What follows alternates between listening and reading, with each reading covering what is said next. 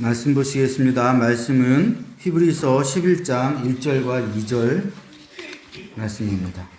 믿음은 바라는 것들의 실상이요 보이지 않는 것들의 증거니 선진들이 이로써 증거를 얻었느니라. 아멘. 성경에서 말하는 믿음은 동의한다는 말이 아닙니다. 누가 내 말 믿지? 그럴 때 그럼 내가 네 말 믿지. 이럴 때 쓰는 믿음이라는 단어는 동의한다는 겁니다. 성경에서 말하는 믿음은 철저하게 하나님의 약속과 관련이 있는 말입니다. 하나님이 무언가 약속을 하셨는데 그 약속과 관련이 있을 때 믿음이라는 단어를 쓰는 겁니다. 그건 이제 창세기 15장에 나오는 한 사건 때문에 그래요. 창세기 15장에 어떤 사건이 나오냐면 하나님이 아브라함에게 자손을 하늘의 별만큼 많이 주겠다고 약속을 하셨는데 아브라함이 80이 되도록 자식이 없었습니다. 그래서 자기가 가장 신뢰하는 종에게 후계자 자리를 넘겨주려고 그러거든요. 그때 하나님이 다시 나타나셔서 하늘의 별만큼 자손을 주겠다는 약속에다가 내가 이 땅도 너희에게 주겠다라고 약속을 다시 얘기합니다. 그리고 반으로 쪼개놓은 짐승 사이를 하나님만 지나가십니다.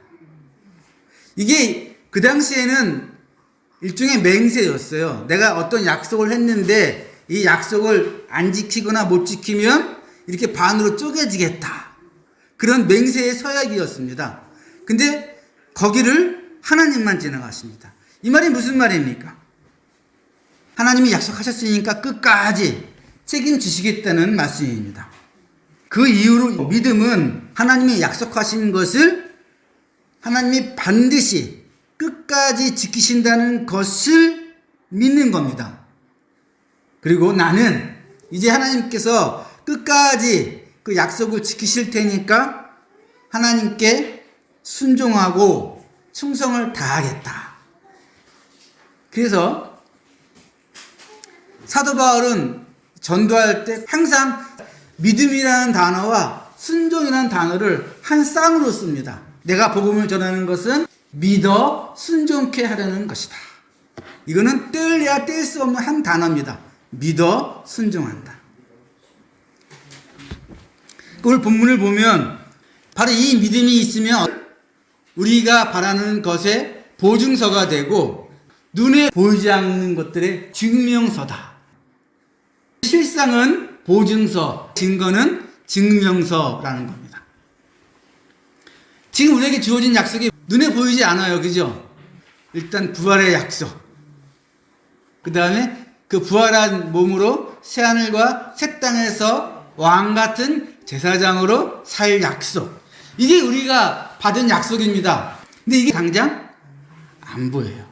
근데 믿어 순종하는 이 온전한 믿음이 있으면 이 눈에 안 보이는 이 약속들이 보증서와 증명서처럼 우리에게 다가온다는 말입니다. 자, 이게 무슨 말인지 좀 설명이 필요하겠죠? 성경에는 눈에 보이는 이 세상을 땅이라고 얘기합니다. 우리가 살고 있는 땅, 눈에 보이는 삶, 이걸 성경에서는 땅이라고 얘기해요. 그리고 하나님이 다스리시는 그 안 보이는 세상을 하늘이라고 말합니다.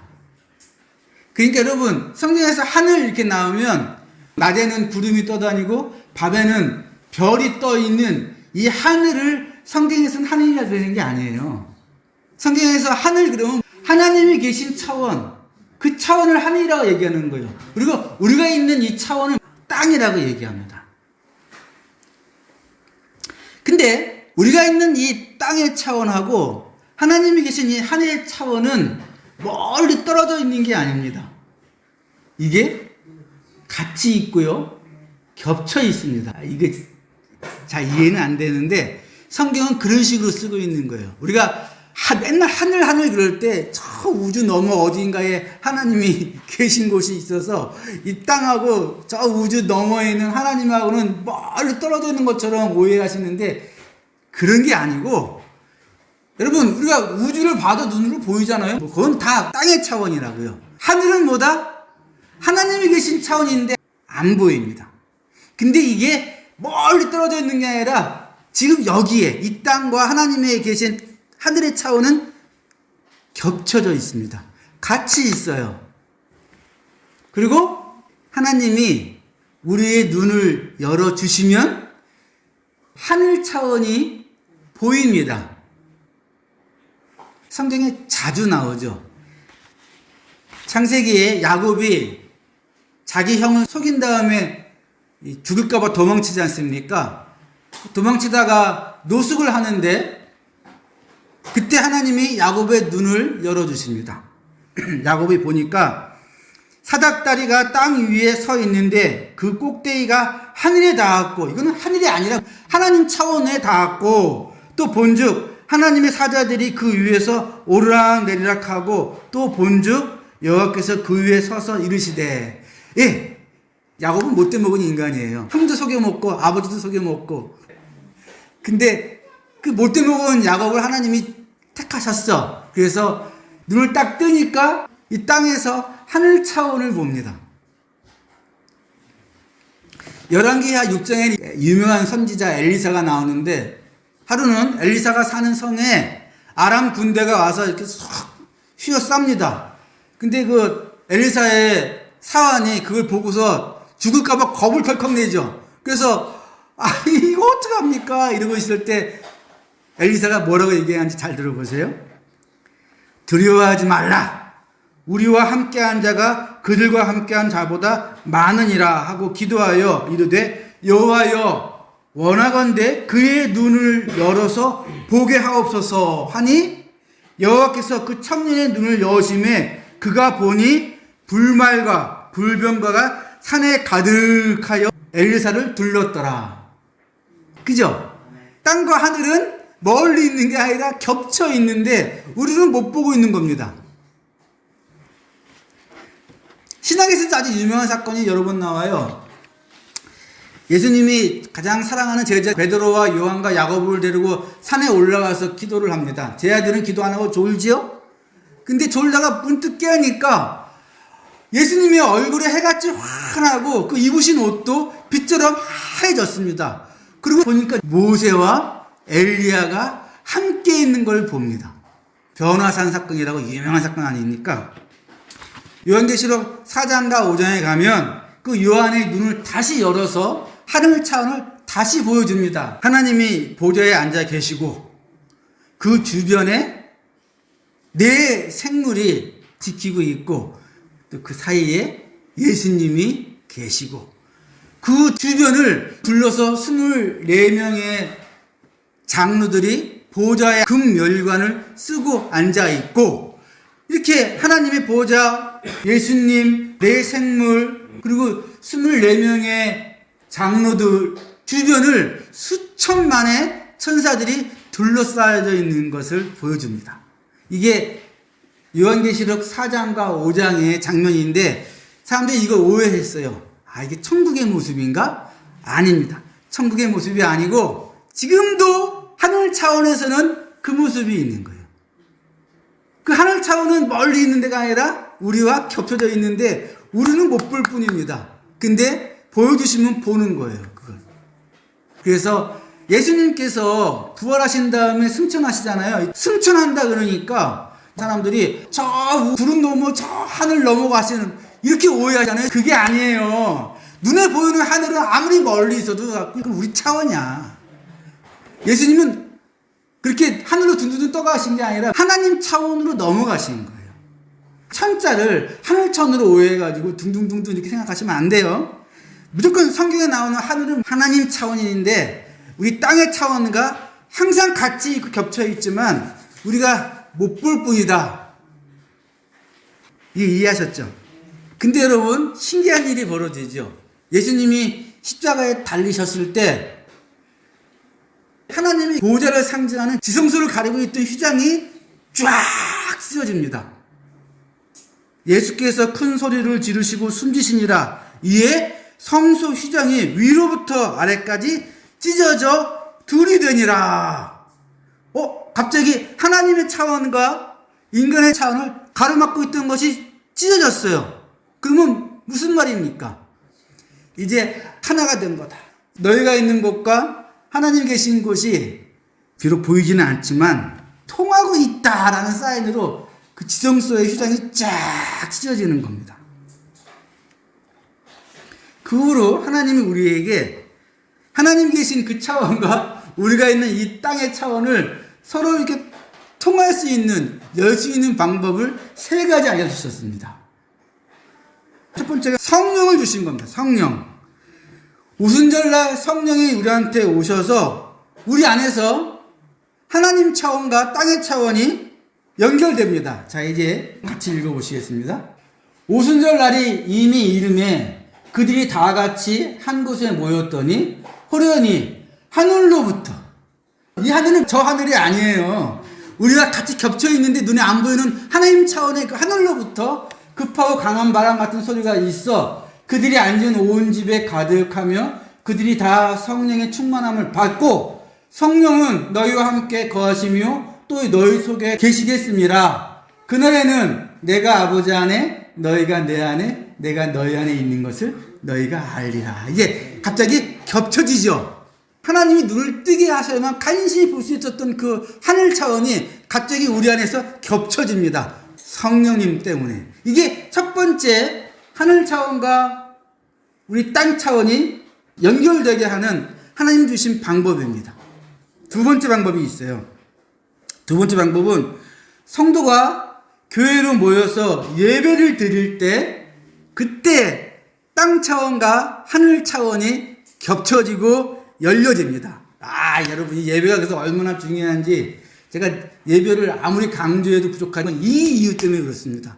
우리 눈에는 안 보이는 것 같지만 바로 예배를 드릴 때 하늘 차원과 땅 차원이 겹쳐지고 있고 겹쳐질 뿐만 아니라 통하고 있습니다. 연결되고 있습니다.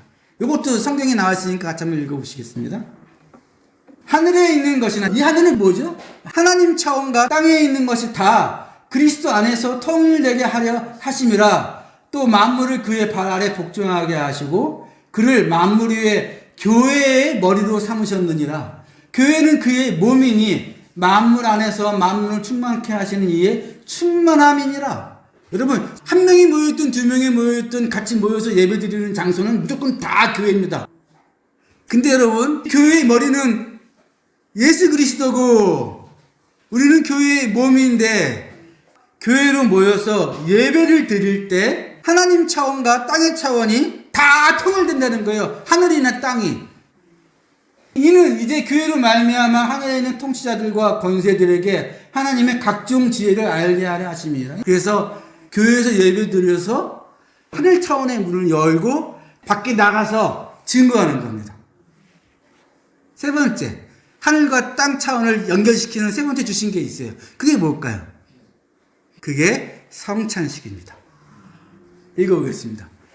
내 살을 먹고 내 피를 마시는 자는 영생을 가졌고 마지막 날에 내가 그를 다시 살리리니 내 살을 먹고 내 피를 마시는 자는 내 안에 거하고 나도 그의 안에 거하나니. 네가 지금 성찬에 참여해서 내 살을 먹고 내 피를 마신다면 그때는 내가 너 안에, 너가 내 안에 하나가 된 거다. 여기서 이렇게 말한다. 너희가 이룬 것은 시온산과 살아계신 하나님의 도성인 하늘 예루살렘과 하나님 차원에 이미 준비되어 있는 예루살렘이 있는 거야. 우리가 이미 이르렀대요, 거기에. 그러니까 여러분, 성찬식을 할 때는 우리가 이미 하나님의 도성 새 예루살렘에서 우리가 같이 잔치를 벌이는 거예요. 이 세 가지. 첫 번째, 성령을 통해서 하나가 되고 하늘 차원과 땅의 차원이. 두 번째, 예배를 통해서 하늘 차원과 땅의 차원이 통합이 되고, 세 번째, 성찬식을 할 때 이게 또 연결됩니다. 그러니까 여러분, 우리가 아프시면, 그리고 마음이 상하면, 그리고 뭐 좌절하고 낙담하고 실망하고 모든 게 다 귀찮아지면 예배를 빼먹으려고 그러는데 그건 진짜 미친 짓이에요. 이해하시죠? 그러니까 예배에 와서 하늘 문을 열고 하늘 차원의 것을 받아야 될 순간에 그걸 건너뛰는 거 아닙니까? 예배가 얼마나 중요한지 제가 아무리 강조해도 부족합니다. 예수님이 부활 승천하신 다음에 이제 온전한 믿음을 갖고 있는 자들은 바라는 것들의 보증서, 보이지 않는 것들의 증명서를 받은 겁니다. 믿어 순종하는 것만 지고 있으면 이제는 하늘 차원의 것들을 언제든지 우리 것으로 만들 수 있습니다. 11장 6절 한번 같이 읽어보겠습니다. 믿음이 없이는 하나님을 기쁘시게 하지 못하나니 하나님께 나아가는 자는 반드시 그가 계신 것과 또한 그가 자기를 찾는 자들에게 상 주시는 이심을 믿어야 할지니라. 전에는 보여줘야만 간신히 보던 그 하늘 문이 너희한테는 활짝 열려 있다. 활짝 열려 있다. 성령이 안에 계시고 예배를 드리며 이렇게 성찬을 거행하는 이 하나님의 자녀가 되었으니 너희한테는 하늘 문이 활짝 열려 있으니까 언제든지 나한테, 나와 함께 나의 것을 꺼내가서 이 땅에 영광을 보여라, 이렇게 말씀하시는 겁니다. 자, 근데 여러분, 이 믿음이, 이 귀한 믿음이 언제 시작됩니까?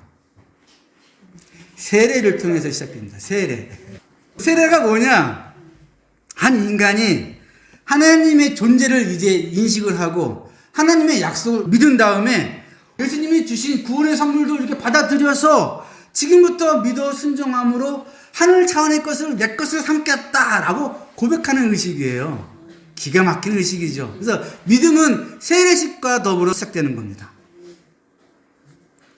이제 이 고백을 하지 못하는 아기들과 어린아이들은 이 고백을 부모님이 대신하고 할머니, 할아버지가 대신하는 겁니다. 그래서 세례를 주는 겁니다. 근데 제가 한번 생각을 해봤어요. 소희하고 누리한테 세례를 줄 텐데, 소희를 처음 본 게 재작년 가을에, 그때 소희를 제가 처음 봤습니다. 근데 소희가 저를 처음 보자마자 저한테 안기고, 더 놀란 게 뭐냐면 소희가 그 뒤로 또래도 없는데 2년 동안 교회에 나오면서 즐거워하고. 여러분, 이게 그냥 일어나는 걸 생각하십니까? 아닌 겁니다, 여러분. 그렇지 않아요.